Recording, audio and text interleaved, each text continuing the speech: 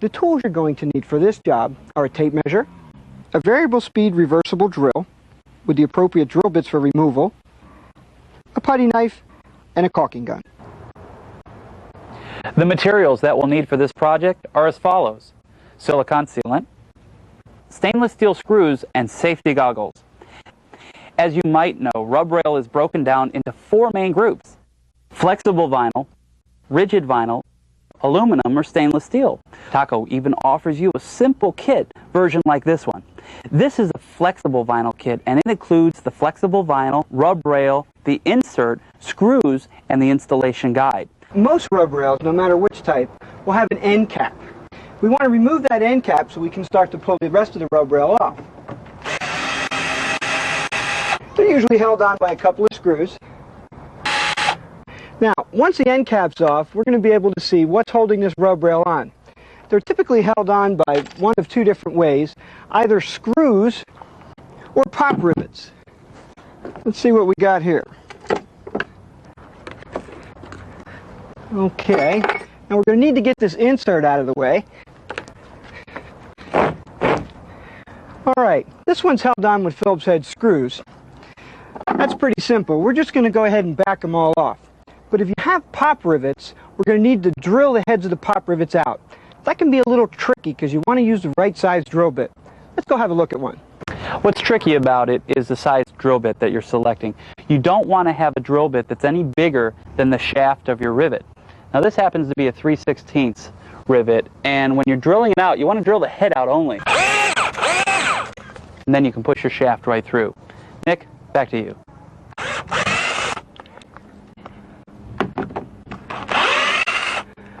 This boat has screws about every 3 inches. The norm is usually anywhere between 3 and 6 inches. Also, this boat has an aluminum strip behind the insert. They use it to stiffen it up. Let's peel a piece of it out and take a look. Okay, and once the strip's out, we should be able to pry the rub rail off.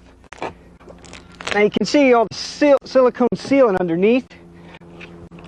That's our next step. After we get the rub rail all the way off, we're going to want to remove the sealant that's behind this rub rail.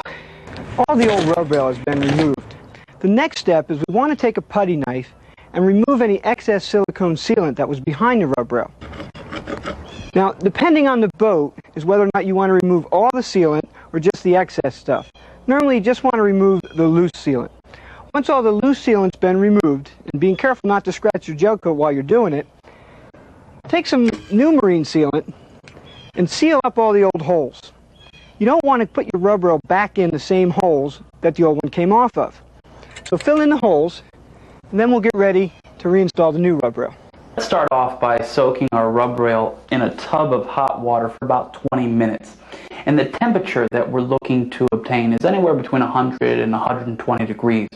Now I know a lot of guys don't have a thermometer around the house, so a good judge of water temperature would be a good hot bath. Any temperature above 120 degrees will burn the skin, and we definitely don't want that. Or if it's a hot sunny day, stretch the material out on the driveway and let the sun do the same thing.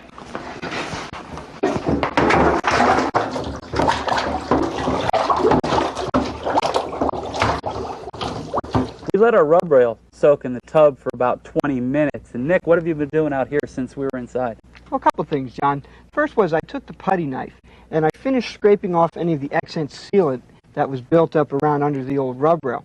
Then I took some 5200 and I filled in all the old screw holes. I wanted to get something that would really get in there and keep the water from pouring back through. So that's the silicone sealant that we chose. Correct. Now, how do we determine what length rub rail you go with? Well, what we did here, and it's a pretty simple little formula, is I took the length of the boat, I then doubled it and added in the beam. Well, in this particular case, we've got a 25-foot boat. We double that, that's 50 feet. And then we add the beam, that's 8 feet, so 58 feet. Correct. Now, the flexible vinyl rub rails in their kit form are available in a 50-foot and a 70-foot pre-cut length. We went with the 70-foot because a 50 would have been too short. Now, why did we determine this as our style? Well, this is a very thick flexible vinyl. And I chose this on this boat because it's a good barrier. It's a good dock barrier. And if you hit a dock or you're coming in someplace, it just bounces right off. It's real forgiving. Okay, well, show us how to install this stuff. All right. Well, if you notice, I've marked the center point of this rail. We took 35 feet and put a piece of tape there so we know where the middle is. And we're going to take and put this in the middle of the boat. Then I'm going to attach 3 points. And I'm going to attach these 3 particular points per side about 1 inch to 1.5 inches apart. Now, the reason I'm doing that is after we get these screws in, we're going to go to the back and we're really going to pull because we want this to be pre-stretched and tight as a rubber band. All right. Now, we want to be careful here when you're drilling. Let me get my safety glasses on. Especially when you got a thick, flexible vinyl like this. We don't want to drill into the boat and then have the chuck of the bit drill start marring the new rub rail. So we just want to make sure we're a little careful there. 1. All right, I'm going to attach a couple. I've got another battery drill for you. Thank you. I'll set it up with a Phillips bit. Now I'm going to take these back off once we get a little bit of a stretch later and make sure I get some sealant in behind them. How we doing there? Doing all right.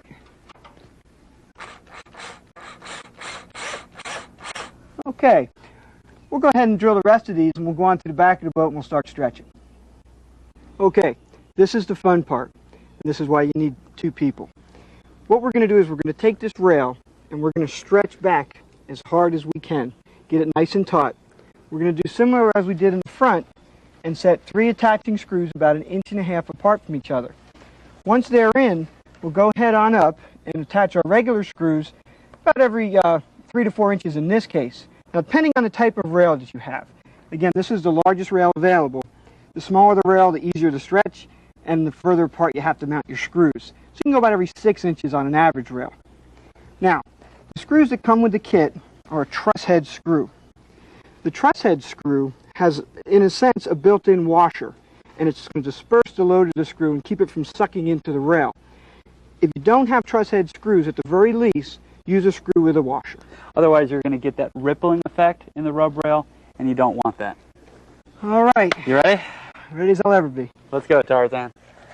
Okay. There, okay. Can you hold that there? Sure.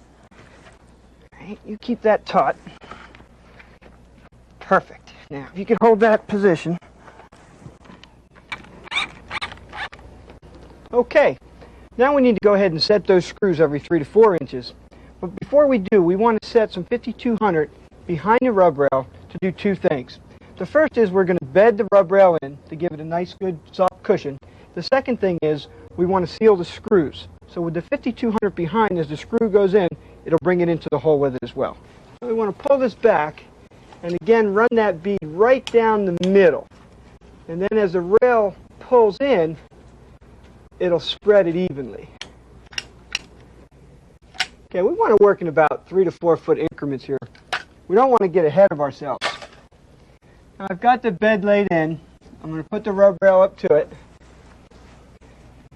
And we'll set the screws in.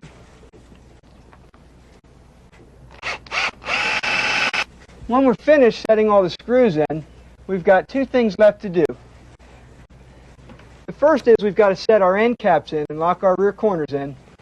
And finally, we're going to install the inserts. Once the screws are all secured, we need to cut the rub rail using some garden pruning shears. And Nick, can you hold this up for me? Oh, sure. You want to follow the angle of the boat and go ahead and make your cut. Once you get that done, you'll want to put your insert into your rub rail. And here's a little trick. Use a rag with some soapy water, and the soap will act as a lubricant on your insert. And I'll make it go in real nice and easy. Just kind of want to push, pinch, and insert. And that about does it. Now I'll again cut it off with my pruning shears. We're ready to put on our end cap. Now, supplied with your kit is a factory end cap.